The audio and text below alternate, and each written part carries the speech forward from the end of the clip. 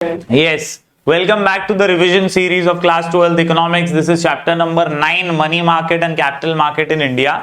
इस चैप्टर की खासियत यह है कि 8 मार्क के लिए आता है और 5 से 6 आंसर इसमें बहुत इंपॉर्टेंट है। आज के लेक्चर में हम 4 इंपॉर्टेंट आंसर करने वाले हैं। Role of money market, problems faced by Indian money market, role of capital market and problems faced by capital market. दोस्तों, इन 4 आंसर्स के अलावा और भी आंसर्स हैं जो बहुत पॉपुलर हैं, जिसमें फंक्शंस ऑफ आरबीआई है, फंक्शंस ऑफ कमर्शियल बैंक है। वो दोनों के लेक्चर्स अगर आपको रिवाइज करने हैं तो मैं इसके साथ में वो अटैच कर दूंगा। But for now we are going to study these 4 answers starting with money market and its problems and then capital market and its problems. Money market तब अप्रोचेबल है जब आपको शॉर्ट टर्म फंड्स चाहिए, right, and capital market जब आपको long term funds की requirement है। ये दोनों ही मार्केट इंडियन फाइनेंशियल सिस्टम के बहुत इंपॉर्टेंट पिलर्स हैं। ये दोनों मार्केट ऐसे मार्केट्स हैं जहां पर बहुत ज्यादा हद तक मॉनिटरी इंस्ट्रूमेंट्स का लेन देन होता है।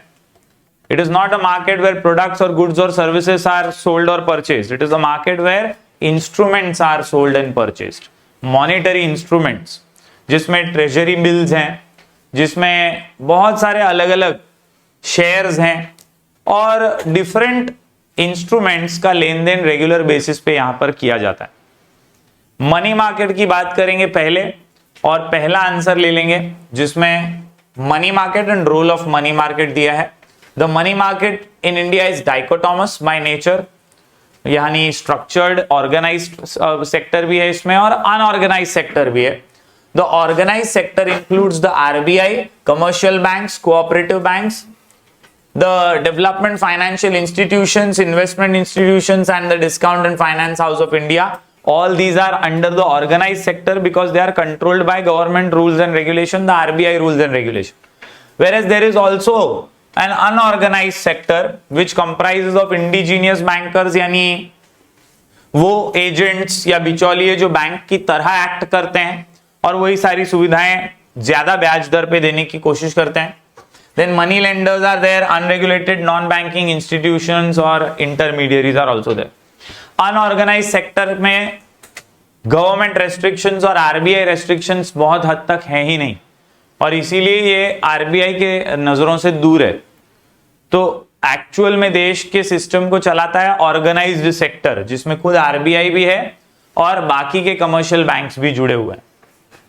अब इस मनी मार्केट का रोल बहुत इंपॉर्टेंट है भारत की अर्थव्यवस्था को मजबूत बनाने में, भारत की अर्थव्यवस्था को आगे बढ़ाने में। मनी मार्केट ये सेविंग्स को मोबिलाइज करता है, सही डायरेक्शन में लेकर जाता है। मनी मार्केट ये किसी के सेविंग्स को किसी का इन्वेस्टमेंट बनाने में मदद करता है and that is why money market is like a backbone of India's financial system.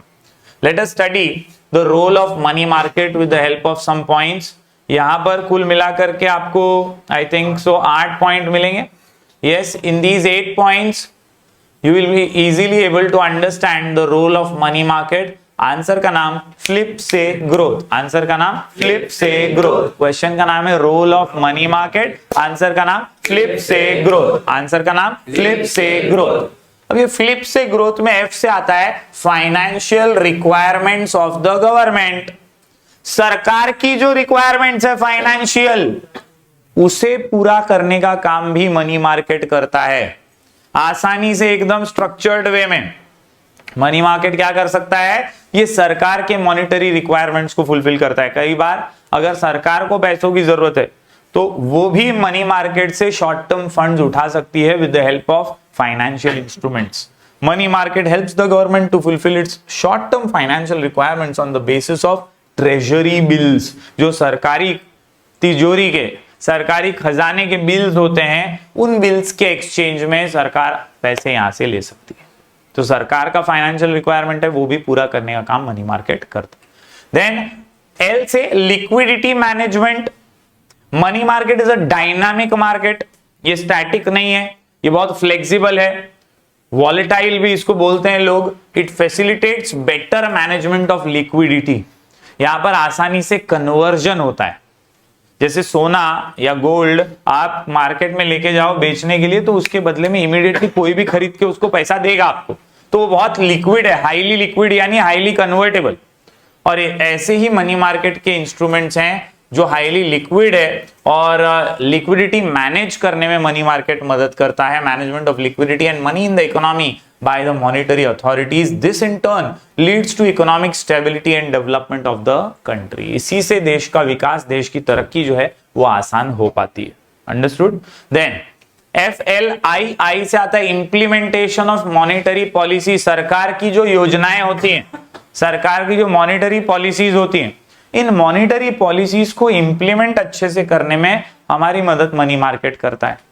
जैसे हर साल बजट आता है, बजट आने के बाद सरकार कई पॉलिसीज जो है डेवलप करती है, उसमें मॉनिटरी पॉलिसी जो होती है वो डेप्ट से रिलेटेड इंटरेस्ट कितने रेट पर देना चाहिए, ऐसी कई बातें समझाती है, टैक्स रेट समझाती है। तो ऐसे मॉनिटरी पॉलिसीज को इंप्लीमेंट करने में मनी मार्केट ही हेल्प करता है। Monetary policies implemented by the central bank. It aims at managing the quantity of money in order to meet the requirements of different sectors in the economy।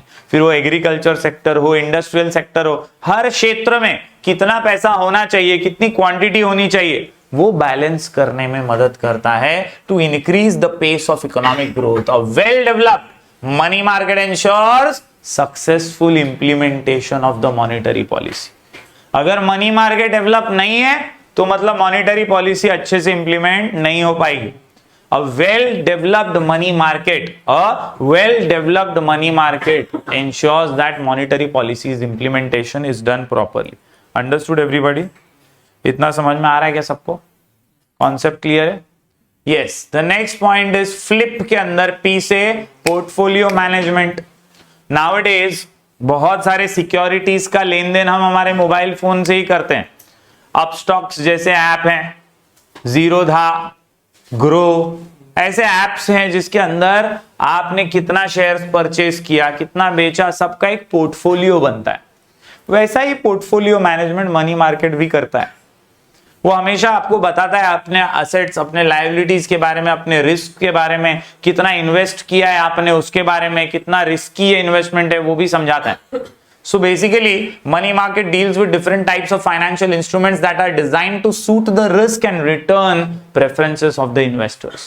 आप as a investor कितना risk ले रहे हो, उसके बदले में आपको कितना रिटर्न मिलेगा, ये सब आपके पोर्टफोलियो में आपको समझ आ जाता है। ऐसा मैनेजमेंट मनी मार्केट आपको करके देता है। This enables the investors to hold a portfolio of different financial assets, which in turn helps in minimizing risk and maximizing returns. इससे रिस्क मिनिमाइज होता है, रिटर्न्स मैक्सिमाइज होता है। Risk minimise, returns maximise, risk minimise, returns maximise.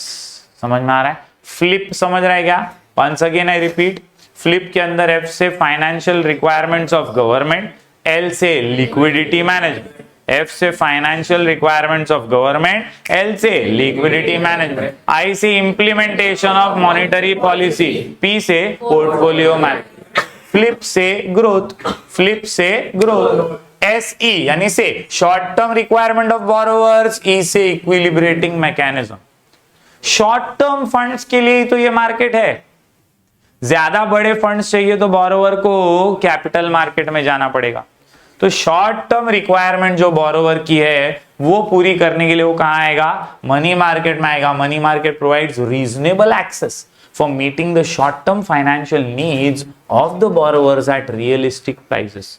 यानी एक साल या एक साल के अंदर के लिए उसे लोन चाहिए या डेट चाहिए, उसे रेज करना है अपना कैपिटल, तो वो यहां से मनी मार्केट से रीजनेबल एक्सेस हासिल कर सकता है और शॉर्ट टर्म फाइनेंशियल नीड्स को फुलफिल कर सकता है। Got it? ई से इक्विलिब्रेटिंग मैकेनिज्म, यहां पर याद रखो, through national allocation of resources and mobilisation of savings into investment channels, money market helps to establish equilibrium between demand for and supply of short term funds. कई बार ऐसा होता है मार्केट के अंदर कि डिमांड बहुत ज्यादा है, सप्लाई बहुत कम है मनी का। एग्रीकल्चर सेक्टर को बैडली पैसे की जरूरत है लेकिन उतना सप्लाई ही नहीं। इंडस्ट्रियल सेक्टर को जरूरत है लेकिन उतना सप्लाई नहीं। तो ये मार्केट क्या करता है? बैलेंस करता है दोनों को, डिमांड को और सप्लाई को। कभी भी सप्लाई ज्यादा होने नहीं देगा, कभी भी डिमांड ओवरफ्लो होने नहीं देगा। डिमांड और सप्लाई को मैच करेगा, इक्विलिब्रेट करेगा, ताकि किसी को भी खाली हाथ लौटना ना पड़े और उसको कुछ ना कुछ इंटरेस्ट के ऊपर यहां पर अपने फंड्स मिलते रहे। अंडरस्टूड? तो इक्विलिब्रेटिंग मैकेनिज्म का काम करता है, then economises the use of cash. जो कैश का फ्लो है वो इकोनोमाइज करता है, यानी कहीं ना कहीं स्टेबलाइज करता है, क्योंकि कैश के बदले में यहां पर फाइनेंशियल इंस्ट्रूमेंट ज्यादा यूज होते हैं। इंस्ट्रूमेंट्स का लेन देन यानी कैश का लेन देन ऐसा मान लिया जाता है, और अल्टीमेटली आसानी से उस इंस्ट्रूमेंट के बदले में कैश भी मिल जाता है। So money market deals with various financial instruments that are close substitutes of money and not actual money. Close substitutes to money and not actual money. Thus, it economizes the use of cash. Economizes the use of cash. समझे? वो actually में instrument ही लेन then कर रहा है ना, पैसे का तो नहीं कर रहा है, तो कैश का लेन देन थोड़ा सा स्टेबल करने में मदद हो जाती है। आखिर में growth of commerce, industry and trade, ये तो जाहिर सी बात है, अगर मनी मार्केट फाइनेंशियल सिस्टम का एक इंपॉर्टेंट पिलर है तो इसके वजह से ही ग्रोथ होता है इंडस्ट्री का, ट्रेड का। अगर ये अच्छा और सक्सेसफुल रहेगा तो ऑटोमेटिकली इंडस्ट्री और ट्रेड का ग्रोथ होता रहेगा। So the role of money market जो हम पढ़ रहे हैं, उस आंसर का कंक्लूजन पॉइंट यही है कि इसके वजह से growth of industry and trade possible हो पाता है। Money market facilitates discountings of bills of exchange to local and international traders who are in urgent need of short term funds. It also provides working capital for agriculture and small scale industries. Understood everyone? Flip से growth समझा सबको? क्या पढ़ा अपन ने? Role of money market in India. Easy लग रहा है everybody? एक बार प्रैक्टिस करो फटाफट से, फिर आगे बढ़ते हैं next question. Problems of Indian money market, भारतीय मनी मार्केट, जहां पर लोग शॉर्ट टर्म फंड्स के लिए आते हैं। ये शॉर्ट टर्म फंड्स के लिए जिस मार्केट में आते हैं, मनी मार्केट नाम की, यहां पर भी कई प्रॉब्लम्स फेस करने पड़ते हैं। आंसर कुल मिलाकर के जो है 6 पॉइंट्स का है, और इन 6 पॉइंट्स को आसानी से लिखकर प्रैक्टिस करने के लिए, समझने के लिए हमारा शॉर्ट कोड है DSLR। क्या? DSLR। क्या? DSLR। जी हां, problems of Indian money market, answer का नाम DSLR। आंसर का नाम DSLR। आर छोटा है मतलब नहीं है ना, समझ लीजिए। यस, डी से dual structure of money market, D से delays in technological upgradation, S से 2 पॉइंट्स हैं आप देख सकते हैं, shortage of funds, seasonal fluctuation, और एल से lack of financial inclusion and lack of uniformity in interest rate. बोले तो डी से 2, एस से 2, एल से 2, डी से 2, एस से 2, एल से 2, डी से 2, एस से 2, एल से 2। 6 पॉइंट का simple answer DSLR, problems faced by Indian money market. चलिए एक एक करके सभी पॉइंट को समझ लेते हैं। दोस्तों सबसे पहले पॉइंट की बात करूं तो भाई ड्यूअल स्ट्रक्चर, ये सबसे बड़ा प्रॉब्लम है। हमने देखा पिछले वीडियोस में कि यार ड्यूअल स्ट्रक्चर है, डाइकोटोमस है। डाइकोटोमस मतलब ड्यूअल स्ट्रक्चर, डबल है, ऑर्गेनाइज्ड भी है, अनऑर्गेनाइज्ड भी है। ऑर्गेनाइज्ड तो सरकारी कंट्रोल में, रूल्स एंड रेगुलेशन के तहत है, लेकिन अनऑर्गेनाइज्ड में बहुत झोल झपाटे हो जाते हैं जो सरकारी दायरे में नहीं आते, रूल्स रेगुलेशन में नहीं आते, और कहीं ना कहीं उस पर कंट्रोल नहीं है। Presence of both the organised and unorganised sector in the money market leads to disintegration, lack of transparency and increased volatility। यानी यार कुछ भी हो सकता है, पता नहीं वहां काला धन है, पता नहीं वहां पर कितना भ्रष्टाचार है, पता नहीं वो मनी कितना है। एक्चुअल इकोनॉमी का डेवलपमेंट और ग्रोथ नहीं हो पाता जब तक ट्रांसपेरेंसी नहीं होती, और लैक ऑफ ट्रांसपेरेंसी एक बड़ा प्रॉब्लम हो जाता है। The unorganised markets lack coordination as well and do not come under the direct control and supervision of RBI. RBI के डायरेक्ट कंट्रोल या सुपरविजन में नहीं आने की वजह से भी बहुत प्रॉब्लम्स फेस करने पड़ते हैं। बात करें दोस्तों अगले पॉइंट की, डी से डिलेज इन टेक्नोलॉजिकल अपग्रेडेशन। दोस्तों याद रखिए, यूज ऑफ एडवांस टेक्नोलॉजी बहुत जरूरी है। कोविड काल के बाद, कोरोना काल के बाद हमारे जैसे टीचर्स भी कहीं ना कहीं टेक्नोलॉजी को सीख करके आगे बढ़े, क्योंकि हमारे कॉलेज के अंदर लेक्चर्स ऑनलाइन होने लगे थे, क्लासेस के अंदर भी ऑनलाइन लेक्चर्स लेने पड़ रहे थे। तो ऐसे में ऑनलाइन से जो टीचर नहीं जुड़ पा रहा था वो काफी बेचारा पीछे रह गया। बहुत क्लासेस बंद हो गए, हमने देखे हमारे आंखों के सामने कई क्लासेस बंद हो गए, लेकिन सस्टेन वही कर पाए जो टेक्नोलॉजिकल अपग्रेडेशन के साथ आगे बढ़े। तो यहां पर भी वही है, use of advance technology is the pre requisite, म्हणजे एक प्राथमिक दृष्टीने चांगली गोष्ट आहे, ये अच्छी बात है, प्री रिक्विजिट है, होना चाहिए आपका technological upgradation for the development and smooth functioning of financial markets.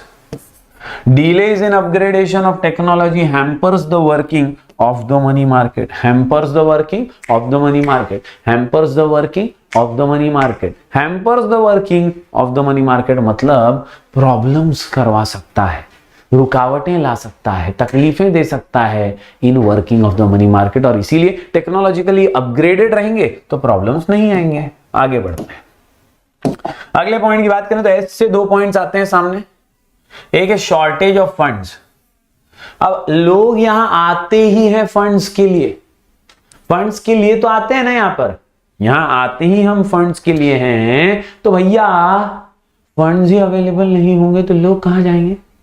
मतलब किसी वेब सीरीज में मैंने ये सुना था, कमेंट में जरा नाम बताना, भी नाम याद नहीं आ रहा है, कि मनी मार्केट और कैपिटल मार्केट ये वो कुआं है जो पूरे देश के प्यास बुझा सकता है, पूरे देश के पैसों की प्यास बुझा सकता है, ऐसा कुआं है ये. और अगर यही शॉर्टेज होगा तो प्यास कैसे बुझेगा, प्यास कैसे बुझेगा. कहीं ना कहीं याद रखिए शॉर्टेज ऑफ फंड्स एक प्रॉब्लम है. हम पढ़ रहे हैं प्रॉब्लम्स, तो मनी मार्केट फेसेस कई बार शॉर्टेज ऑफ फंड्स हो जाते हैं due to inadequate savings, low per capita income, लोगों की इनकम कम होने लगी, पुअर बैंकिंग हैबिट्स, कई लोगों के पास पैसा है लेकिन बैंकों में जमा नहीं करना है तो ये बैंकिंग हैबिट्स पुअर है अमॉन्ग द पीपल. इसके अलावा इंडल्जेंस इन वेस्टफुल कंजम्पशन है, मतलब कुछ भी खर्चा, कुछ भी वेस्टफुल कंजम्पशन कर रहे हैं, कुछ भी खरीद ले रहे हैं. इनएडिक्वेट बैंकिंग फैसिलिटीज भी है रूरल एरियाज में, तो बैंकों की सुविधाएं इनएडिक्वेट है, मतलब प्रॉपर नहीं है. Have also been responsible for the paucity, यानी कमी, पॉसिटी का मतलब कमी, in funds in the money market. तो भाई ये कारण बता दिया है कि फंड्स क्यों शॉर्टेज है, क्योंकि यार लोगों को बैंक में पैसा जमा कराने की आदत नहीं है, लोग घर पे पैसा सेफ समझते हैं वहीं रखते हैं, लोग कुछ भी खर्चा कर दे रहे हैं, वेस्टफुल कंजम्पशन कर रहे हैं, इनएडिक्वेट बैंकिंग फैसिलिटी है, गांव में तो बैंक ही कम है और इसके लिए वहां पर पैसा शॉर्टेज है. तो ये प्रॉब्लम है शॉर्टेज होना फंड्स का मनी मार्केट के लिए. बात करते हैं आगे दोस्तों अगले पॉइंट की. तो सीजनल फ्लक्चुएशन है, कुछ सीजन में पैसा बहुत है, कुछ सीजन में नहीं है.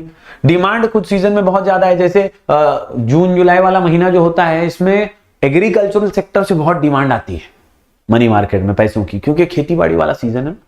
तो कुछ महीनों में बहुत डिमांड है, कुछ महीनों में नहीं है. Demand for funds varies as per the seasons.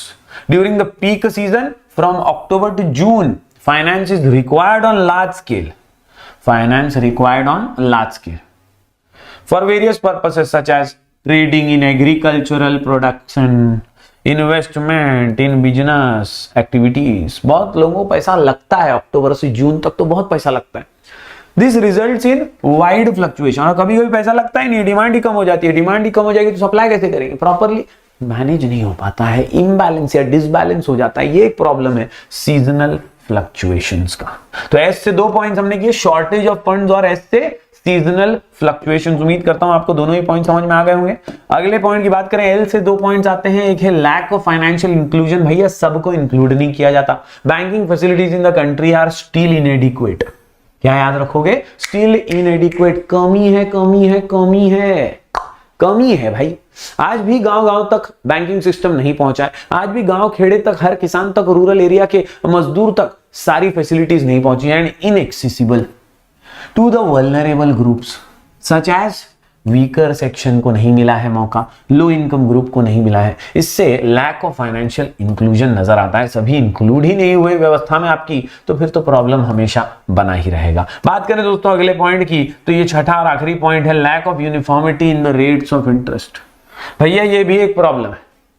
ब्याज की दरें जो है वो यूनिफॉर्म नहीं है, सेम नहीं है, अलग अलग हैं. हर प्लेयर, फिर वो आरबीआई हो, कमर्शियल बैंक हो या कोऑपरेटिव बैंक्स हो, ये सब अपने अपने हिसाब से इंटरेस्ट रेट चार्ज करती है और यूनिफॉर्मिटी नहीं है, इसमें समानता नहीं है और इसकी वजह से भी प्रॉब्लम होता है. The money market comprises of various entities. Various entities है ना, इसमें बहुत सारे लोग हैं, ऑर्गेनाइज में भी, अनऑर्गेनाइज में भी, such as commercial banks, cooperative banks, non banking finance companies, DFIs, investment companies etcetera. The category of borrowers is also different और इसीलिए सब पे ब्याज दरें अलग अलग होती हैं. ये भी एक खासियत है, ये भी एक प्रॉब्लम है. जी हाँ, शॉर्ट कोड है DSLR और D से 2, S से 2, L से 2, तीनों हमने कर लिया, यानी टोटल 6 पॉइंट्स. अब देखते हैं प्रॉब्लम का सॉल्यूशन। सरकार ने क्या सोचा है, अभी हमने ये DSLR तो देख लिया, प्रॉब्लम का सॉल्यूशन देखते हैं। प्रॉब्लम है तो सॉल्यूशन है। क्या है सॉल्यूशन भैया?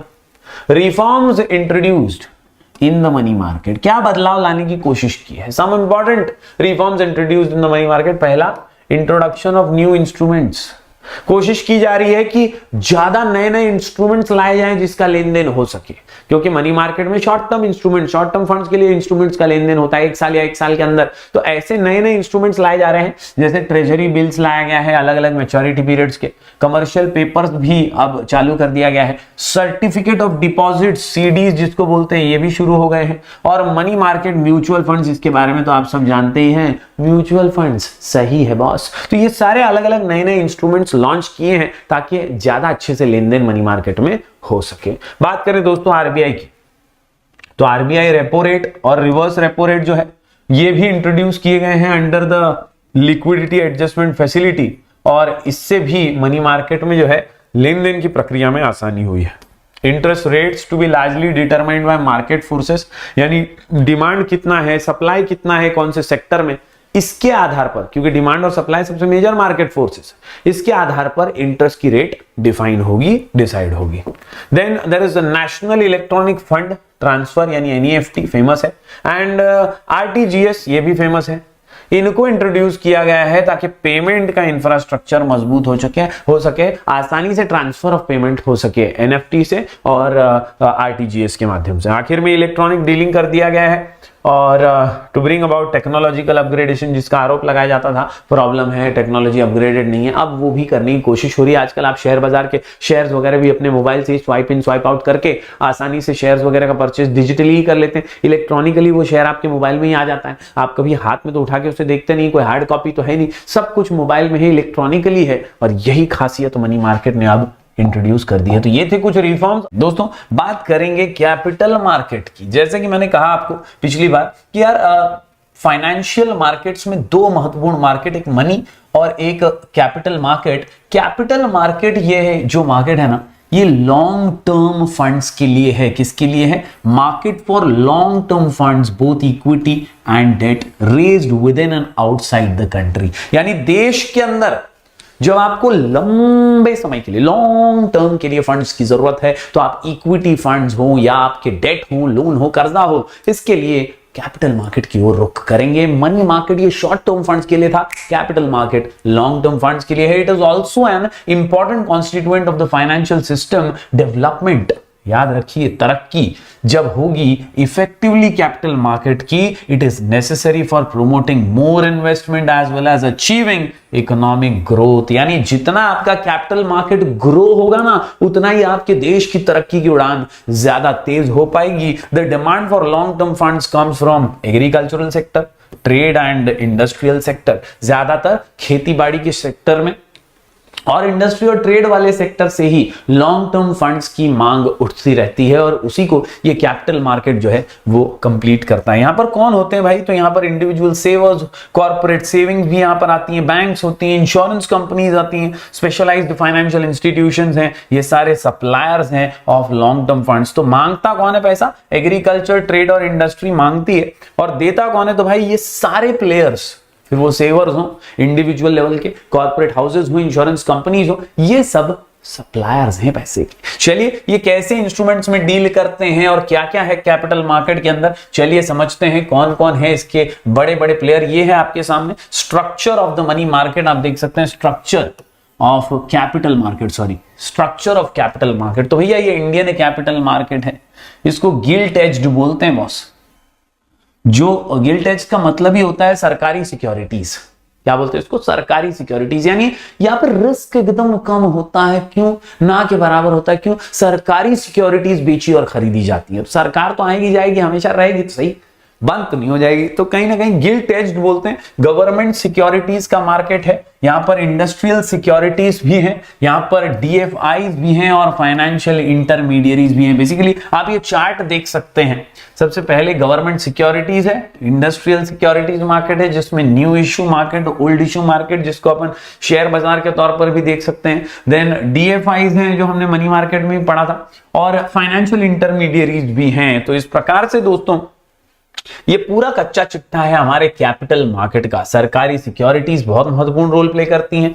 इंडस्ट्रियल सिक्योरिटीज मार्केट भी है यहाँ पर, आईएफसीआई, आईसीआईसीआई, एसएफसीज, आईडीबीआई, आईआईबीआई, यूटीआई, इनमें से कुछ का नाम आपने सुना होगा। ऐसे प्लेयर्स हैं जो फंड्स देने का काम भी यहां पर करते हैं। डीएफआई में अगर आप देखें तो यहां पर आपको ये सारे दिखाई देते हैं। फाइनेंशियल इंटरमीडियरी की बात करें तो मर्चेंट बैंक्स हैं इधर, म्यूचुअल फंड्स भी हमने सुना है, एकदम सही है। Leasing companies, venture capital companies और अदर्स फाइनेंशियल इंटरमीडियरी, वो बिचौलिए, वो एजेंट्स हैं जो मदद करने का काम करते हैं, एक जगह की सेविंग को मोबिलाइज करते हुए दूसरे के इन्वेस्टमेंट में हेल्प कर देते हैं। तो ये कुल मिलाकर के हमने देखा structure of the capital market. दोस्तों चलिए एक एक को बारीकी से समझते हैं। सबसे पहले गवर्नमेंट सिक्योरिटीज मार्केट। जी हां, नाम में ही काम छुपा हुआ है। It is also known as gilt edged, क्योंकि रिस्क कम है। It deals in government and semi government securities such as securities carry a fixed rate of interest. मतलब ये जो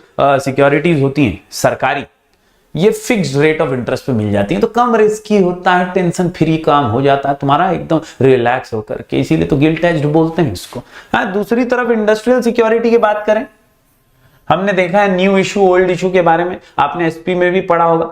it is further divided into primary market new issue, secondary market old issue. Primary market helps to raise fresh capital, मतलब किसी company को एक fresh capital introduce करना है अपनी कंपनी के लिए, तो वो नए शेयर्स इशू करती है, न्यू इशू, और फिर उसका लेन देन जो है रिपीटेडली चलता रहे तो वो ओल्ड इशू कहलाता है, through sale of shares and debentures. Secondary market में क्या होता है, सिक्योरिटीज ऑलरेडी जो इशू हो गई है कंपनी द्वारा, वो सेकेंडरी मार्केट में स्टॉक एक्सचेंज के जरिए, शेयर बाजार के जरिए एक्सचेंज होती रहती है। जैसे हमारा आप स्टॉक्स ग्रो जीरो था पर शेयर की लेन देन करते हैं, स्वाइप अप स्वाइप आउट वगैरह करके, तो ये हमारा सेकेंडरी मार्केट का रोल होता है। कई बार हम आईपीओ में इन्वेस्टमेंट करते हैं, आईपीओ ले लेते हैं, किसी का न्यू इशू लेते हैं, तो वो भी इसी का हिस्सा है। ये इंडस्ट्रियल सिक्योरिटीज मार्केट है, it is a part of capital market in India. उम्मीद करता हूं आप ये समझ गए होंगे। यहां पर मैं आपको बता दूं, बॉम्बे स्टॉक एक्सचेंज और एनएससी या नेशनल स्टॉक एक्सचेंज, ये हमारे देश के मुख्य प्रीमियर स्टॉक एक्सचेंज में से। बढ़ते हैं आगे दोस्तों, अगले दो प्लेयर्स की बात करें तो यहां डेवलपमेंट फाइनेंशियल इंस्टीट्यूशंस का भी रोल है कैपिटल मार्केट में। जी हां, they provide medium term and long term financial assistance to private sector. किसको? प्राइवेट सेक्टर को।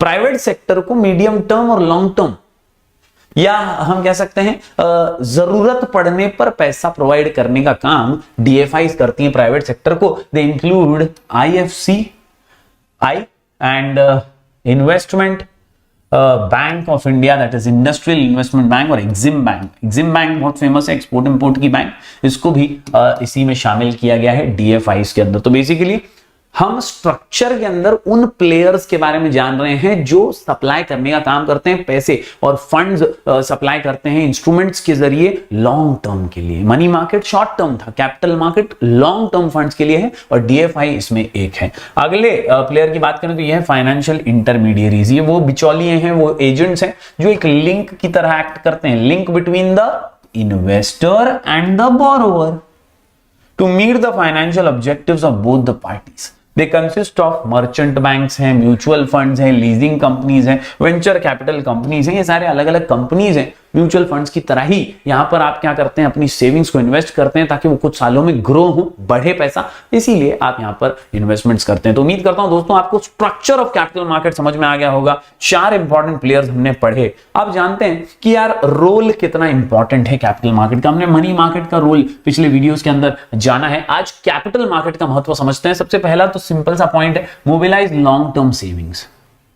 आपकी सेविंग्स को मोबिलाइज करते हैं, जो आपने पैसे लंबे समय के लिए बचाने की आपकी इच्छा थी, आपने उसे सेव किया है, अब वो लंबे समय के लिए जो है आप सेव कर सकते हैं और उसे ग्रो भी कर सकते हैं, उसे वेल्थ क्रिएशन कह सकते हैं। There is an increasing demand for investment funds by industrial organisations and the government, but the availability of financial resources is insufficient. Financial resources जो है वो इनसफिशिएंट होने की वजह से यहां पर कैपिटल मार्केट का रोल बढ़ जाता है। कैपिटल मार्केट ही तो है जो हेल्प करता है to mobilise long term savings from various sections of the population through sale of securities, यानी अलग अलग सेल के जरिए सिक्योरिटीज के, गवर्नमेंट सिक्योरिटीज बेच करके इन सेविंग्स को जो है आकर्षित किया जाता है और इन्वेस्टर्स को, बोरोवर्स तक इन्हें पहुंचाया जाता है। ये रोल बहुत महत्वपूर्ण है क्योंकि यार पैसे का लेन देन, सर्कुलेशन इकोनॉमी को मजबूत बनाने के लिए बहुत जरूरी होता है। बात करें दूसरे पॉइंट की तो प्रोवाइड्स इक्विटी कैपिटल। भाई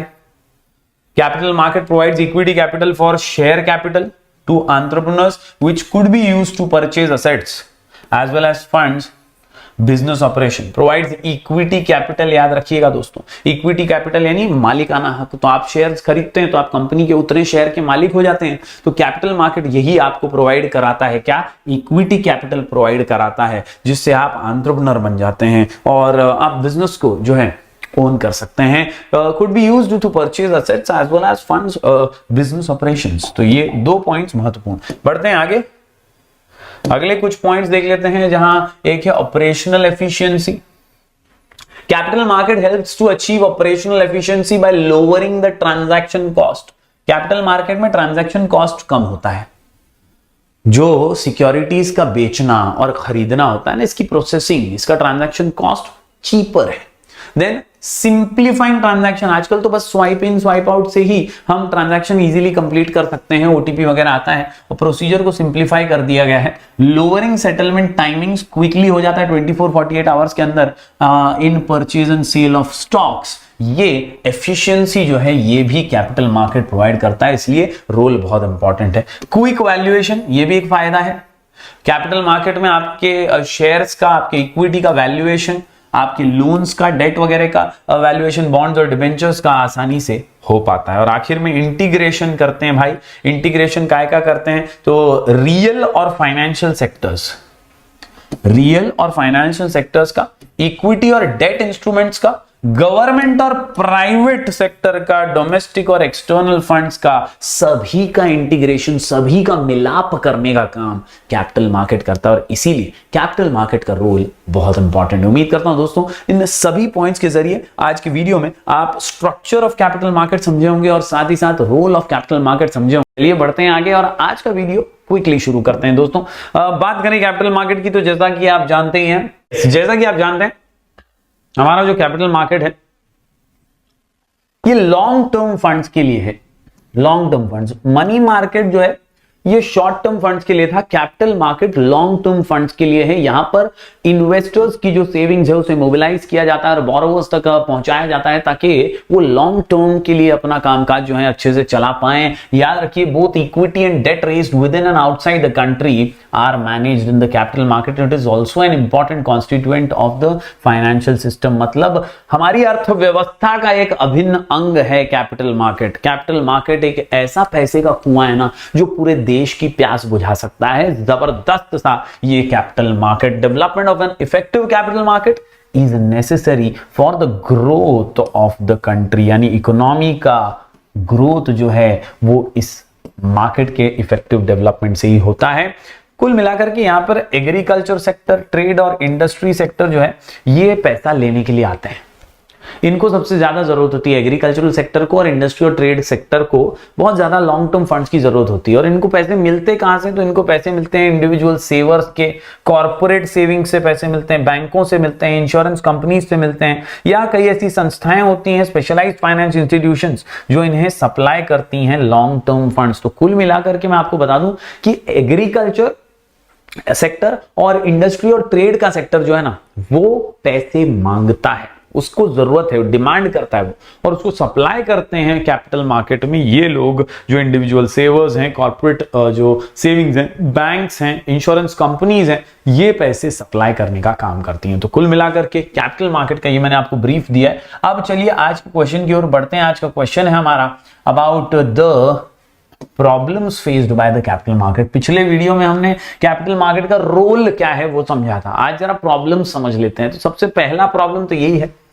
फाइनेंशियल स्कैम्स। जी हाँ, ढंग ढंग ढंग ढंग ढंग स्कैम 1992, हर्षद मेहता वाले स्कैम तो आपने देखे ही होंगे वेब सीरीज के माध्यम से।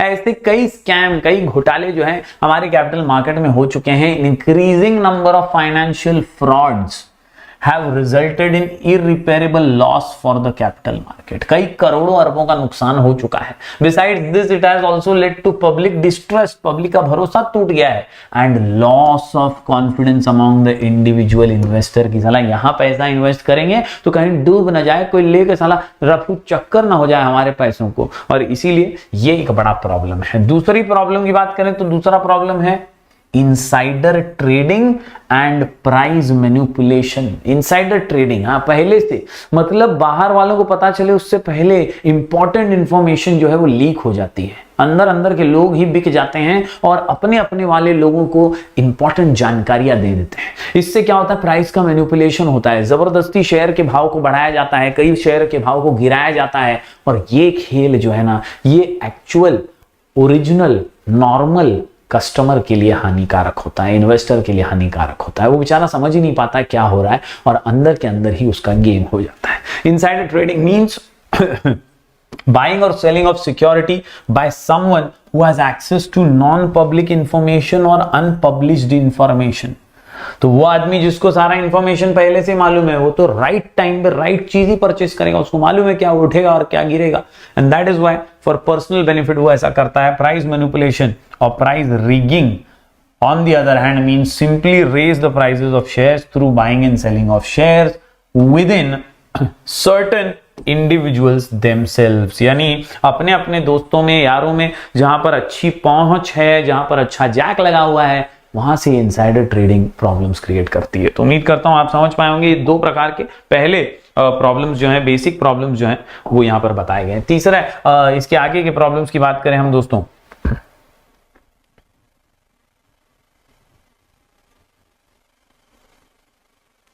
अगले प्रॉब्लम की यहां बात करें दोस्तों तो अगला प्रॉब्लम है decline in the volume of trade.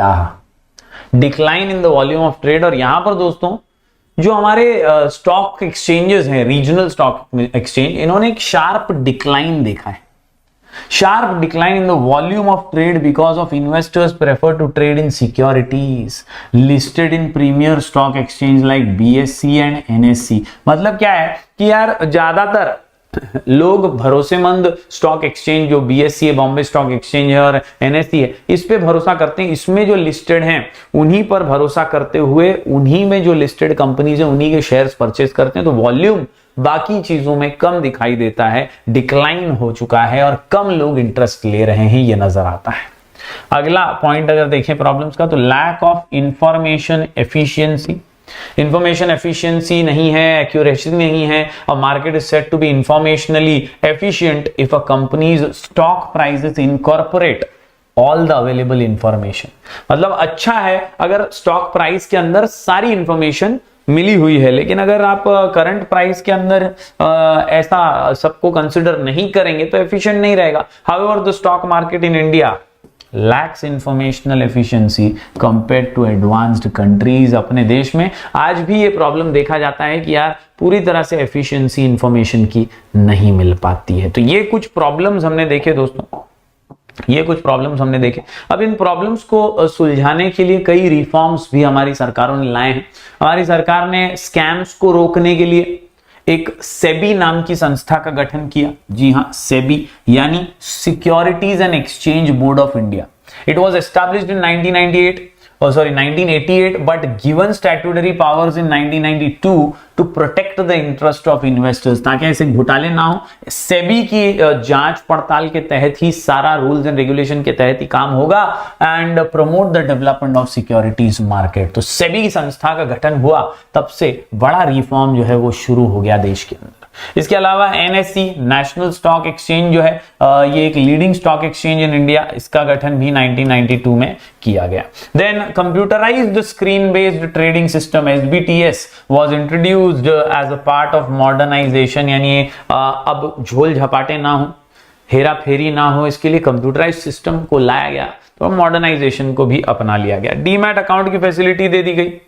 It has been introduced since 1996 to facilitate easy purchase and sale of shares by the investor through the electronic method. तो ये चार इंपॉर्टेंट तो थी. इसके अलावा दूसरे दो और थे जिसमें अमेरिकन डिपॉजिटरी रिसिप्ट ADR जिसको बोलते हैं और ग्लोबल डिपॉजिटरी रिसिप्ट GDR जिसको बोलते हैं. ये ग्लोबल फंड्स को ग्लोबल फंड्स को इंडियन कंपनी जो है वो परमिट करें, इसके लिए लाया गया access to global funds by Indian companies, यानी दुनिया के पैसे अगर हमारी कंपनीज को चाहिए तो वो एडीआर और जीडीआर के जरिए ले सकते हैं, लेन देन कर सकते हैं, इसको इंक्रीज एक्सेस दिया गया। आखिर में investor education protection fund IEPF was established in the 2001 year to promote investors awareness, यानी जागरूकता है, उनको प्रोटेक्शन मिले अपने हक का, अपने अधिकार का, इसके लिए ये स्कीम भी शुरू की गई, जिसके अंदर इन्वेस्टर को गाइड किया जाएगा, अवेयर किया जाएगा, क्या धोखे हो सकते हैं, क्या खतरे हो सकते हैं, किस तरह से इन्वेस्ट करना चाहिए, प्रोटेक्शन फंड उनका बनाया गया, और ये सारी चीजों के जरिए कैपिटल मार्केट के रिफॉर्म्स भी किए गए, यानी जो प्रॉब्लम्स हमने देखे उन प्रॉब्लम्स के सॉल्यूशन सरकार ने निकालने की कोशिश की। उम्मीद करता हूं दोस्तों आज की इस वीडियो के जरिए आपको कैपिटल मार्केट के प्रॉब्लम्स और उनके रिफॉर्म समझ में आए होंगे। वीडियो अंत तक देखिएगा ताकि आप समझ पाए फंक्शंस ऑफ आरबीआई। तो दोस्तों जब एग्जाम में क्वेश्चन आए फंक्शंस ऑफ आरबीआई तो शुरुआत हम करेंगे डेफिनेशन के साथ, और डेफिनेशंस की बात करें तो हमारे टेक्स्ट बुक में दो इंपॉर्टेंट डेफिनेशंस दिए हुए हैं। सबसे पहला है MH de Kock, doctor MH de Kock का definition about the central bank. वो कहते हैं it is one which constitutes the apex, मतलब top of the monetary and banking structure of the country, यानी यार जो बैंक आपके पूरे सिस्टम के टॉप पर हो ना उसको बोलते हैं सेंट्रल बैंक, और हर देश में एक सेंट्रल बैंक होती है, हमारे देश की आरबीआई है। Similarly WA Shaw, professor WA Shaw कहते हैं central bank is a bank which controls credit, which controls credit, which controls credit. ज्या मुलांना क्रेडिट म्हणजे उधार वाटतंय ना त्यांना मी सांगू इच्छितो क्रेडिट हे इकॉनॉमिक्स मध्ये आणि बँकिंग सिस्टम मध्ये क्रेडिट म्हणजे काय असते, क्रेडिट म्हणजे सर्कुलेशन, सर्कुलेशन ऑफ मनी, वावर आहे तर पावर आहे, लोक तुम्ही ऐकलं असेल, यहां पर याद रखिए क्रेडिट जो है वो सर्कुलेशन है, और वो अगर सर्कुलेट होगा तो ही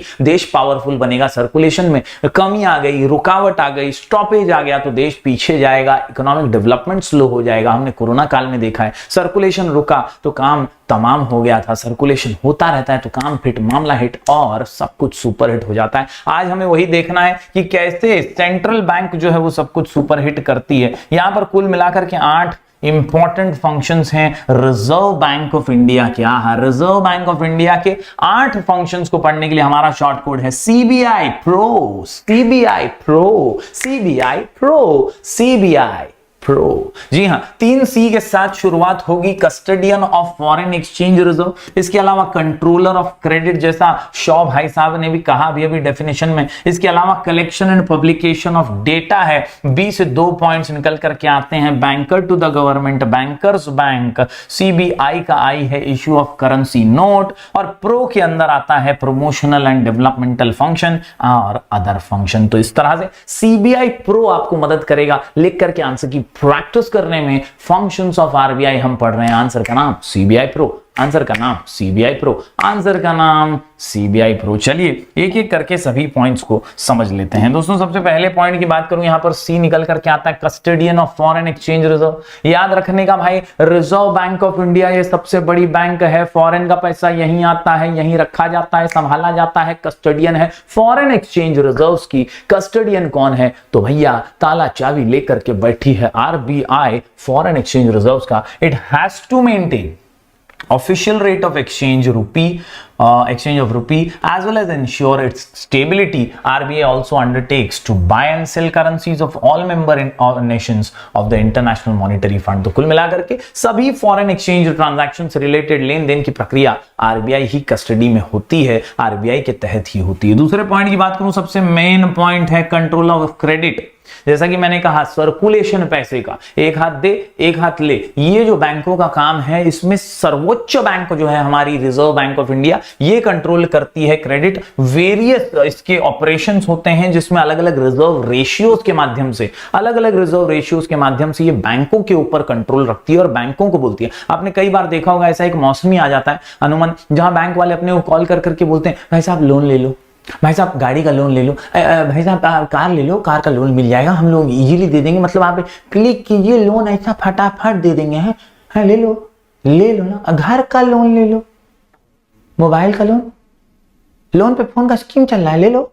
इस तरह से कई बार लोन देते रहते हैं। क्यों? They want circulation to increase. कई बार ऐसा होता है कि ब्याज की दरें बढ़ा दी जाती हैं ऑन द ऑपोजिट साइड, पहले लोन देने की प्रक्रिया और दूसरी तरफ मैं आपको समझा रहा हूं कि कैसे वो लोग ब्याज ज्यादा लेते हैं, इंटरेस्ट ज्यादा चार्ज करते हैं। सब कुछ खेल आरबीआई का है। आरबीआई कई बार रेट्स को इंक्रीज करती है, interest rates, repo rates, SLR, ये लिक्विडिटी रेशियोज जो है वो इंक्रीज करती है ताकि पैसा वापस से उसके पास आए मार्केट में से। और कई बार जब ज्यादा पैसा होता है तो वो मार्केट में वापस भेजती है लोन्स के माध्यम से ताकि मार्केट में पैसा सर्कुलेट होता रहे। इसी प्रक्रिया को कंट्रोलिंग ऑफ क्रेडिट कहते हैं। As supreme banking authority of the country, RBI has the power to influence the volume of credit created by commercial banks. यानी ये जो देना बैंक, लेना bank, HDFC bank, ICICI bank, Axis bank, ये फलाना ढिमकाना बैंक है ना, ये कमर्शियल बैंक है, इनको कंट्रोल करती है अपनी आरबीआई और इनको ही बताती रहती है कि कब क्रेडिट होना चाहिए, कब नहीं होना चाहिए, कब सर्कुलेशन कम होगा, कभी ज्यादा होगा। और इसके लिए क्वांटिटेटिव मेजर्स और क्वालिटेटिव मेजर्स जो है वो अपनाए जाते हैं। ये अलग अलग रेशियोज हैं जैसे bank rate, open market operations,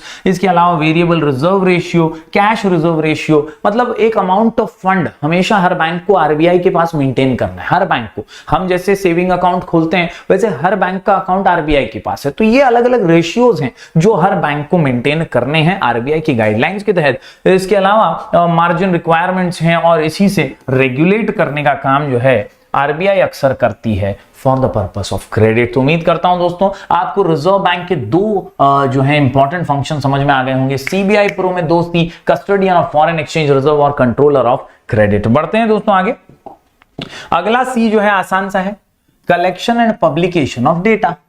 RBI क्योंकि ये सबसे ऊंची बैंक है, सबसे बड़ी बैंक है, सबसे पावरफुल बैंक है, इसका काम है डेटा कलेक्ट करना और पब्लिश करना। लोगों को हमेशा जानकारी रहनी चाहिए देश की स्थिति क्या है, आर्थिक परिस्थिति कैसी है, देश कहीं डूब तो नहीं रहा है ना, मतलब देश का हालात कैसा है वो बार बार पता चलता रहे। इसीलिए RBI collects and compile statistical information related to banking and other financial sectors of the economy. Economy के अंदर हर सेक्टर में क्या हो रहा है, हर क्षेत्र में क्या हो रहा है, कितना पैसा आया, कितना गया, कितना आने वाला है, ये सारी चीजें आपको कच्चे चिट्ठे में मिल जाती हैं। उम्मीद करता हूं दोस्तों collection and publication of data आप समझ पाए होंगे। बात करते हैं अगले पॉइंट की। सीबीआई प्रो में सबसे जबरदस्त पॉइंट है बैंकर टू द गवर्नमेंट। ये पॉइंट अलग से अग्री डिसएग्री गिव रीजन वगैरह में भी आ सकता है, इसको नोट डाउन कर लीजिएगा, स्टार मार्क कर लीजिएगा। बैंकर टू द गवर्नमेंट मंजे वागाचे पंजे। याद रखिए दोस्तों, बैंकर टू द गवर्नमेंट का मतलब होता है ये सरकार की भी बैंक है, सरकार को एडवाइस देती है, सरकार को गाइडलाइन देती है, सरकार को समझाती है देख इतना पैसा है,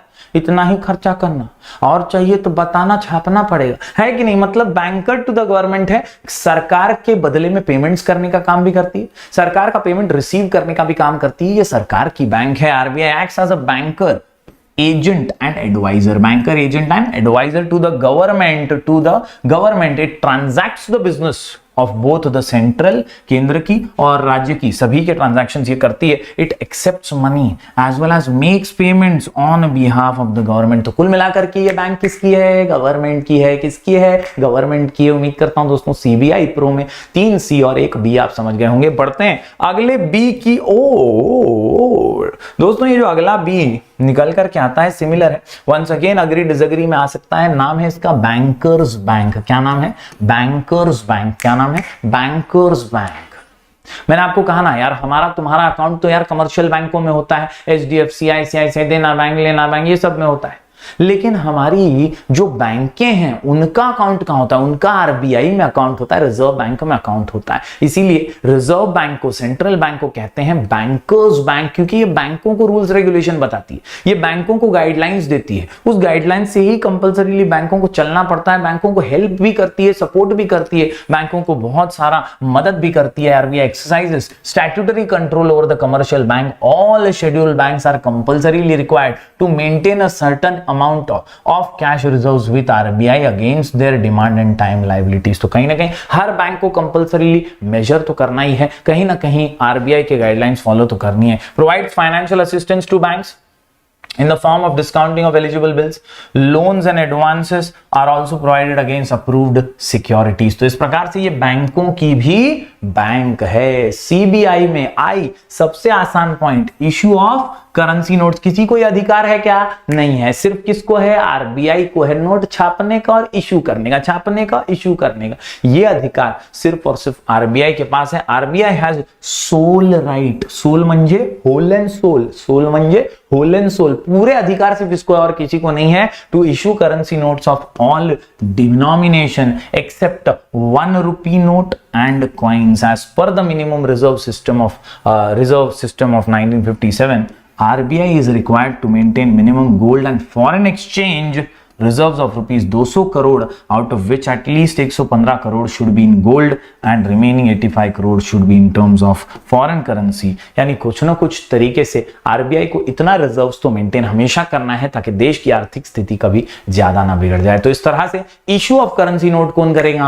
आरबीआई करेगा। सीबीआई, उम्मीद करता हूं आप समझ पा रहे होंगे। बढ़ते हैं आगे। सीबीआई प्रो में, प्रो बोले तो प्रमोशनल एंड डेवलपमेंटल फंक्शन। तो ये भी एक नैतिक जिम्मेदारी की तरह है, एक सामाजिक जिम्मेदारी की तरह है कि यार प्रमोशनल एक्टिविटी तो करना पड़ेगा, डेवलपमेंट प्रोजेक्ट्स में हाथ डालना पड़ेगा, extending banking service to semi urban and rural areas, गांव खेड़े तक पहुंचाना पड़ेगा। तो ये सारी चीजें आती हैं। Development of specialised institution for agricultural credit, जैसे नाबार्ड और सिडबी की भी हेल्प करता है आरबीआई।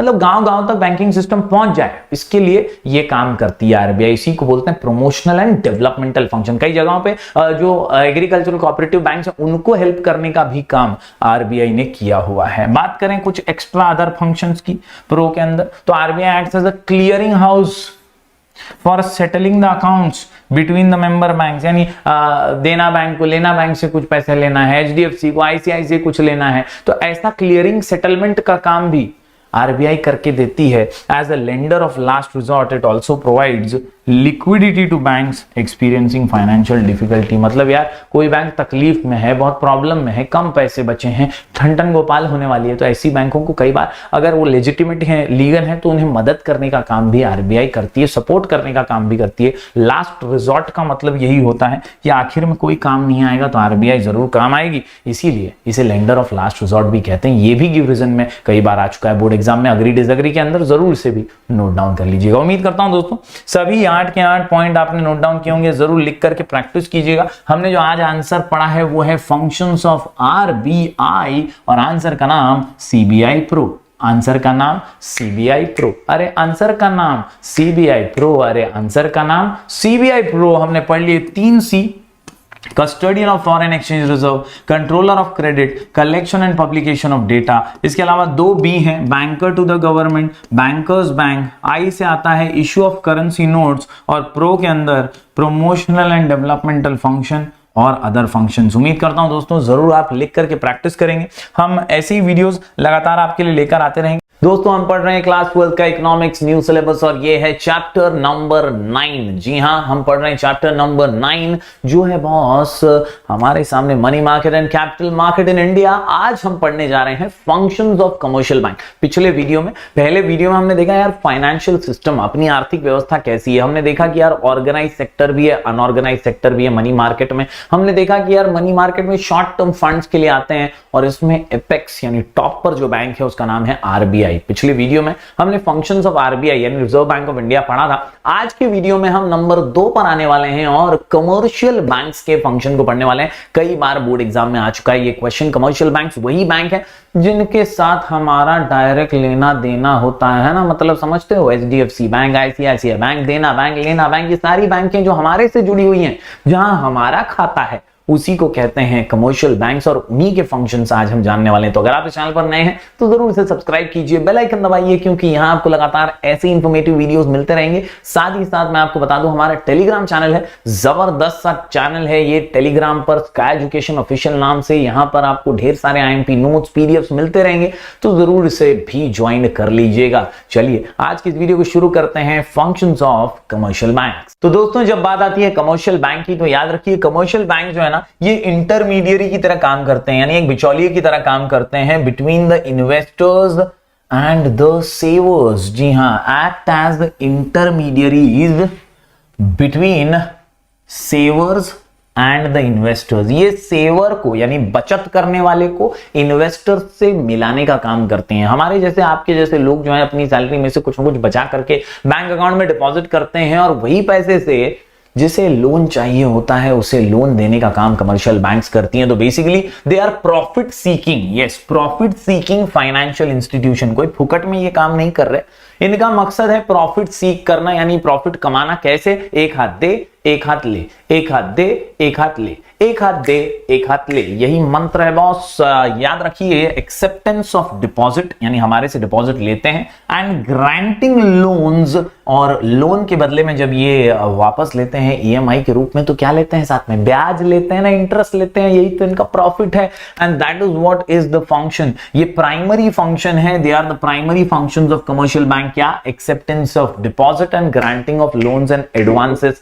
यानी एक हाथ से लोन देती है। कैसे दे पाती है ये लोन? यार ये हमसे डिपॉजिट एक्सेप्ट करके ही तो लोन दे पाती है। तो यही है दो प्राइमरी फंक्शंस। याद रखिए, commercial banks play an important role in mobilising savings. ये वर्ड याद रखना, मोबिलाइजिंग सेविंग मतलब सेविंग्स को पड़े पड़े सड़ने से रोकती है और एक जगह से दूसरी जगह पहुंचा देती है। इन सेविंग्स को यार तिजोरियों में रख के क्या ही कर लेना है, तो कहीं ना कहीं इन सेविंग्स को मोबिलाइज करती, मूव करती। मोबिलाइज म्हणजे मूव करणं, कुठून? एका जागेवरनं दुसऱ्या चांगल्या रूट, चांगल्या चॅनल मध्ये पाठवणं, जिकडे त्यांच्याने पैसा वाढेल, वेल्थ क्रिएशन होईल। तो ये मोबिलाइज करने का काम करती है, allocating them to various sectors of the economy. यहां पर चार प्रकार की बैंकें अक्सर वर्क करती हैं। एक public sector banks, private sector banks, regional rural bank गांव खेड़े में, और फॉरेन बैंक्स होती हैं जो फॉरेन एक्सचेंज में डील करती हैं। इस प्रकार से चार टाइप की कमर्शियल बैंक्स जो हैं ये होती हैं। चलिए आज की इस वीडियो में जान लेते हैं कि कमर्शियल बैंक्स के क्या महत्वपूर्ण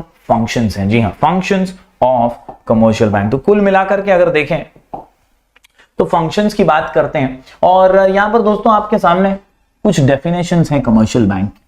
सबसे पहला, banking regulation act of 1949। Banking regulation act 1949 ये क्या बोलता है? बोलता है banking means accepting for the purpose of lending, accepting for the purpose of lending, accepting for the purpose of lending, accepting for the purpose of lending. यानी यार एक हाथ ये लेते हैं ताकि ये दूसरे हाथ से दे सकें। Yes, investment of deposits of money from the public repayable on demand और अदरवाइज। यानी यार हम हमारा पैसा तो जमा कर रहे हैं, तुम वो लोन के रूप में दे रहे हो, लेकिन यार हमको जब एटीएम में चाहिए तो मिलना मांगता है। तो ये जो सर्कुलेशन है ना, ये पैसे का सर्कुलेशन यही कमर्शियल बैंक करती रहती है कि यार हमेशा हमें ऑन डिमांड जब हम विड्रॉ करना चाहें तो हमारा पैसा मिल भी जाता है ना, तो वो सर्कुलेशन घुमाने का काम भी यही करते हैं। विड्रॉवल बाय चेक वगैरह, फिर डिमांड ड्राफ्ट हो, ऑर्डर हो, अदरवाइज किसी भी एंगल से आपका पैसा हमेशा सुरक्षित रखने का काम भी कमर्शियल बैंक्स करती हैं। साथ ही साथ प्रोफेसर केन क्रॉस का डेफिनेशन देखें तो ये कहते हैं bank is a financial intermediary, a dealer in loans and debts. एक ऐसा एजेंट है बैंक जो कि आपको पैसे देने का काम करता है लोन के रूप में और कर्जे के रूप में, और उसके बदले में वो ब्याज दे करके, ब्याज ले करके कमाने का काम भी करता है। तो ये है कमर्शियल बैंक्स। अगर फंक्शंस की बात करें तो कुल मिलाकर के चार फंक्शंस हैं, 4 इंपॉर्टेंट फंक्शन। इसे हम APAC से याद रख सकते हैं। APAC बोले तो A से एक्सेप्टिंग डिपॉजिट सबसे फेमस, P से प्रोवाइडिंग लोन्स, ये दो तो सुपर डुपर हिट हैं ही। Accepting deposit, providing loans, accepting deposit, providing loan. दूसरा एंसिलरी फंक्शंस हैं, कुछ अलग अदर देन फंक्शंस भी हैं, थर्ड पार्टी फंक्शंस हम कह सकते हैं इनको। क्रिएशन ऑफ क्रेडिट, ये सबसे इंपॉर्टेंट फंक्शन है। तो इस तरह से चार इंपॉर्टेंट फंक्शंस हैं। आइए एक एक करके इन फंक्शंस को समझ लेते हैं। APAC, APAC functions of commercial banks, APAC, APAC। A बोले तो एक्सेप्टिंग डिपॉजिट, P बोले तो प्रोवाइडिंग लोन्स एंड एडवांसेस, इसके अलावा एंसिलरी फंक्शंस और क्रिएशन ऑफ क्रेडिट। उम्मीद करता हूं दोस्तों APAC आप लिख करके प्रैक्टिस जरूर करेंगे। चलिए एक एक करके सभी को समझ लेते हैं। तो सबसे पहला जो हमारे सामने आता है फंक्शंस ऑफ कमर्शियल बैंक में, आप देख सकते हैं एक्सेप्टेंस ऑफ डिपॉजिट।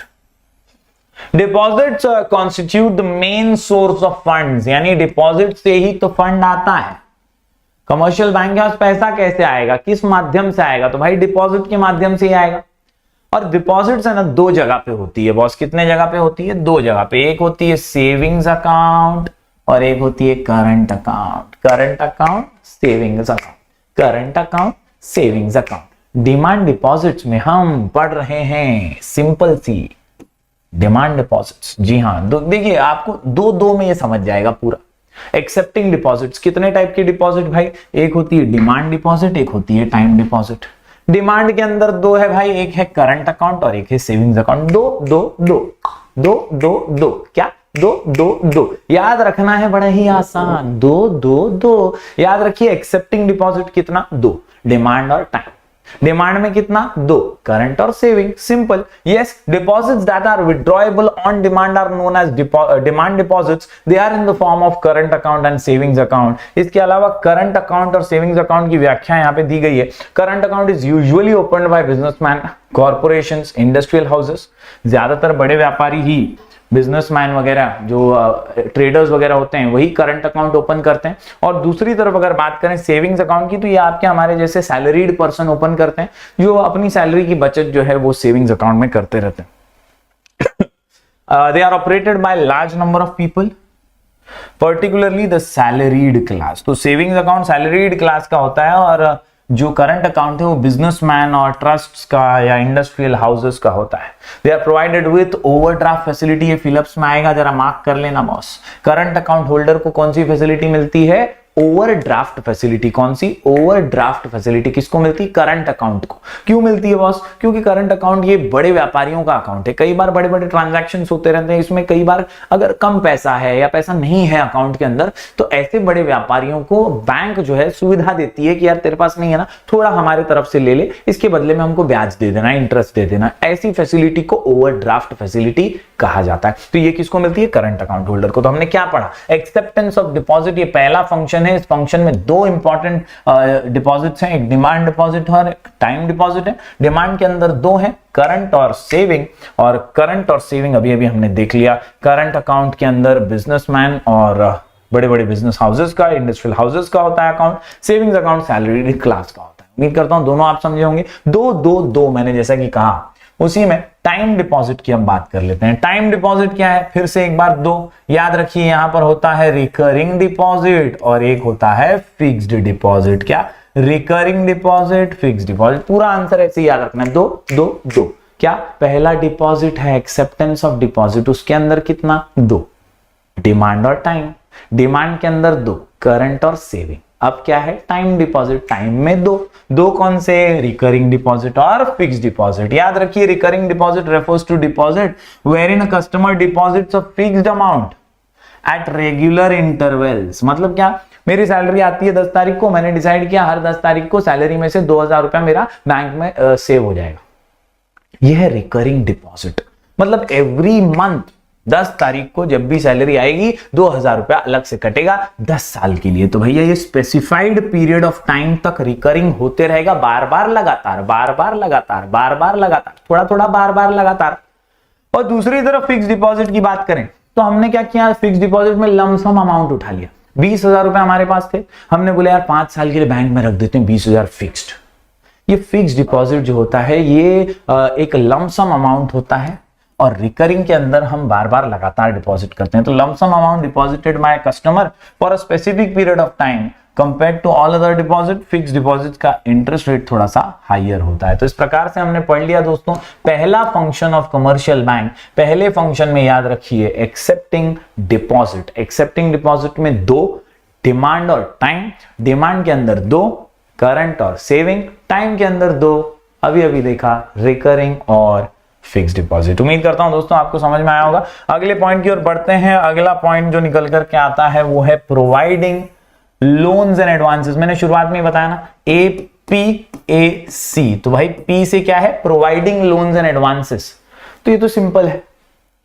बैंक क्या करती है? एक हाथ से डिपॉजिट लेती है, दूसरे हाथ से लोन देती है। एक हाथ दे, एक हाथ ले, एक हाथ दे, एक हाथ ले, बस ये देने का काम है। Commercial banks mobilise savings and lend these funds to institutions and individuals for various purposes. याद रखिए, based on tenure, loans include call loans, short term, medium term loans, long term loans, यानी अलग अलग प्रकार के लोन देने का काम करती है। कुछ शॉर्ट टर्म होते हैं, कुछ मीडियम टर्म होते हैं, कुछ लॉन्ग टर्म लोन्स होते हैं, कुछ घर के, कुछ बाइक के, कुछ कार के, कुछ मोबाइल फोन के, ऐसे अलग अलग प्रकार के लोन्स देने का काम करती है। Longer the duration of the loans, greater will be the rate of interest. Besides these, bank also provide cash credit, overdraft facility as well as discount of bills of exchange. म्हणजे काही दुसऱ्या facility सुद्धा loan सारख्याच बँकेकडनं आपल्याला भेटत असतात। बात करें दोस्तों तीसरे फंक्शन की, तो यह है ancillary function. Commercial bank also provide a range of ancillary services. Services को बोलते हैं एंसिलरी फंक्शंस। यहां पे हमारे फंड्स ट्रांसफर करने हैं किसी और अकाउंट में, तो वो करने की सुविधा देती है। हमारा बदले में पैसे कलेक्ट करने का काम, कई बार पीरियोडिकल पेमेंट वगैरह करने हमें, हमारे बिहाफ पे लाइट बिल वगैरह भरना है, ऐसी कई पीरियोडिकल पेमेंट से ईएमआई वगैरह भरनी है on behalf of the customer, ये भी काम बैंक करती है हमारे बिहाफ पे। मर्चेंट बैंकिंग है, अलग अलग मर्चेंट बैंकिंग हमें करनी है। फॉरेन एक्सचेंज, यानी बाहर से कोई पैसा आता है उसका कन्वर्जन वगैरह, सेफ डिपॉजिट लॉकर प्रोवाइड कराना, शेयर बाजार वाला डीमैट अकाउंट खोल के देना, इंटरनेट बैंकिंग की सुविधा, मोबाइल बैंकिंग की सुविधा, ये सारे सुविधाएं जो हैं वो एंसिलरी फंक्शंस में आती हैं। तो ये सारे फंक्शंस जो हैं सर्विस वाले हैं और इसीलिए सर्विसेज प्रोवाइड करने का काम एंसिलरी फंक्शन में किया जाता है। चलिए एपीएससी में आखिरी पॉइंट पढ़ लेते हैं, यह है क्रेडिट क्रिएशन। बहुत जबरदस्त पॉइंट है, इंपॉर्टेंट पॉइंट है, स्टार मार्क कर लेना, अग्री डिसएग्री में भी आ सकता है, याद यहां पे ये जरूर रख लेना। आरबीआई जो थी हमारी एपेक्स बैंक, वो कंट्रोलर ऑफ क्रेडिट है और commercial bank creator of credit है। समझ रहे हो क्या? ये क्या है? क्रेडिट क्रिएशन है। और आरबीआई में क्या था? कंट्रोलिंग ऑफ क्रेडिट था। क्योंकि आरबीआई रूल्स रेगुलेशन बताती है किसको? कमर्शियल बैंक, और कमर्शियल बैंक उसके हिसाब से चलाती है, काम करती है, क्रिएट करती है क्रेडिट। क्रेडिट क्रिएशन बेसिकली यही है, क्रेडिट क्रिएशन बेसिकली यही है, एक हाथ से देना, एक हाथ से लेना, एक हाथ से ले लेना, एक हाथ से दे देना। बस ऐसे ही जो चक्री घूम रही है, ये जो सर्कुलेशन हो रहा है ना मनी का, इसी को क्रेडिट क्रिएशन कहते हैं। Credit creation is an important function of commercial banks. याद रखिए, commercial banks are creators of credit, creators of credit, creators of credit. Demand and time deposit constitute primary deposits of bank. म्हणजे आपल्यासारख्या लोकांचा पैसा जेव्हा बँकेत जातो तर त्याला प्रायमरी डिपॉझिट म्हणतात, आणि त्या प्रायमरी डिपॉझिट मधनं थोडासा रिझर्व ठेवून बाकीचं ते लोनच्या रूपात देतात। थोड़ा सा डिपॉजिट हमारा एज रिजर्व वो संभाल के रखते हैं और बाकी का पैसा लोन के रूप में दे देते हैं। After meeting the reserve requirements out of the net demand and time liabilities, the balance amount is used for giving loans, used for giving loans। दस दोस्तों, इसी लोन के अमाउंट से सेकेंडरी डिपॉजिट क्रिएट होता है और इसी को क्रेडिट क्रिएशन कहते हैं। हमारी टेक्स्ट बुक में बहुत ही साधारण सा और एक सिंपल सा एग्जांपल भी दिया हुआ है। यहां पर आप देख सकते हैं, हमारे जैसे लोग जो है पैसा डिपॉजिट करने, और ये बैंक मैनेजर है जो एक हाथ से लोन देने का काम उसी डिपॉजिट में से कर रहा है। When the bank provides loan to its customer, the loan amount is credited into the bank account of the customer। यानी जब लोन दिया तो वो लोन दिया हुआ भी सामने वाले के बैंक में आया ना। अब वो दूसरी बैंक क्या करेगी? उसमें से थोड़ा रिजर्व रखेगी और बाकी का लोन दे देगी। समझ रहे हो? हर बैंक को ये करना ही है, जो भी डिपॉजिट आया उसमें से थोड़ा रिजर्व रखने का, संभाल के रखने का और बाकी का लोन देने का। बस ऐसे ही ये चक्कर जो है हमेशा चलता रहता है। बैंकों के थ्रू सर्कुलेट मनी होता रहता है। The bank that receives the loan amount as a deposit keeps aside a certain portion in the form of reserve. After meeting the reserve requirement the bank lends the remaining amount. और यही procedure follow होता है by the entire banking system in the country, leading to credit creation। In short दोस्तों, commercial banks create deposit out of the loans given, thereby leading to credit creation। तो उम्मीद करता हूं दोस्तों चारों ही फंक्शंस यहां पर आपको समझ गए होंगे, किस तरह से सर्कुलेशन जो है मनी का किया जाता है चारों फंक्शंस के माध्यम से। एपीएसी सबसे पहले एक्सेप्टिंग डिपॉजिट, पी से प्रोवाइडिंग लोन्स, ए से एंसिलरी फंक्शन और सी से क्रिएशन ऑफ क्रेडिट। जरूर लिख करके प्रैक्टिस कीजिएगा, बहुत जबरदस्त आंसर है, इंपॉर्टेंट आंसर है। ये चैप्टर के सभी आंसर्स बहुत क्रूशियल है। हम ऐसे ही वीडियोस लगातार जो है आपके लिए लेकर आते रहेंगे। मिलेंगे फिर एक बार कुछ और नए वीडियोस के साथ, तब तक के लिए बहुत बहुत शुक्रिया, थैंक यू वेरी मच।